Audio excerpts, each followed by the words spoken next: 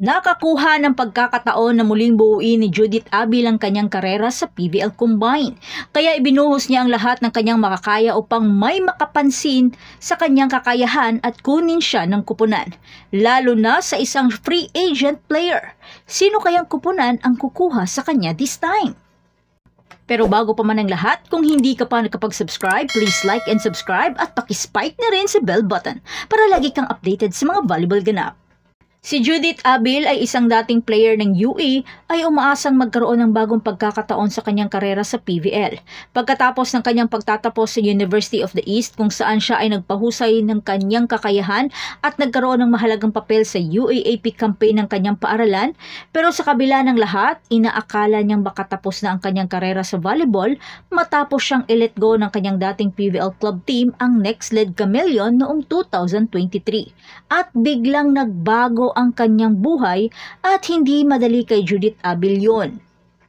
Bagamat nasaktan nang siya ay tanggalin, dinala niya ang kanyang talento sa ibang lugar at nakakuha ng pwesto sa Comelec sa Fragettes sa UNTV Volleyball League. Bagamat hindi ito kasing glamoroso ng PVL, patuloy niyang tinutuloy ang kanyang buhay sa volleyball habang inaantay na buuin muli ang kanyang karera.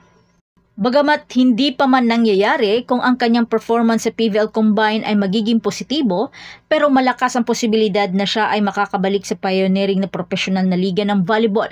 Kilala si Abil bilang isang outside hitter at siya ay isa sa 11 free agents na lumahok sa unang araw ng liga sa first ever draft combine, isang aktibidad na mahalaga para sa recruitment sa PVL. Sa panahon ng combine, naitala ni Abil ang 33 repetitions sa 1-minute push-ups na umabot ng 22.93 inches at 289 cm sa vertical jump at 217 cm sa standing broad jump. At naitala ang ikalawang pinakamabilis na oras sa modified agility T-test at 60-meter shuttle run.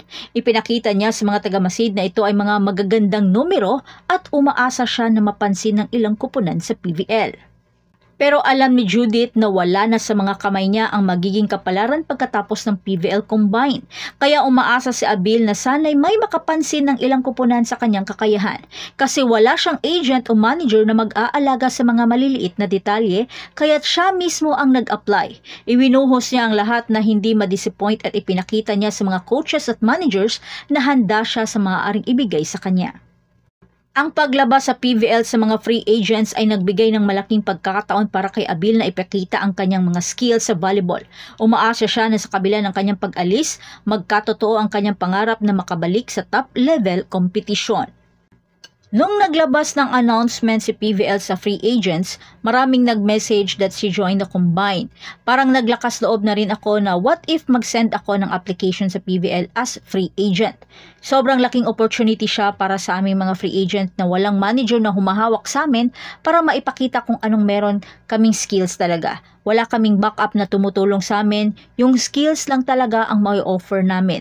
Kaya sana po all teams ng PVL sana'y may makakuha sa akin kahit isa. Sad ito ni Judith Abil. At yan na ang lahat para sa ating update ngayon, kaya manatiling nakatutok para sa iba pang mga balita mula sa mundo ng Philippine Volleyball.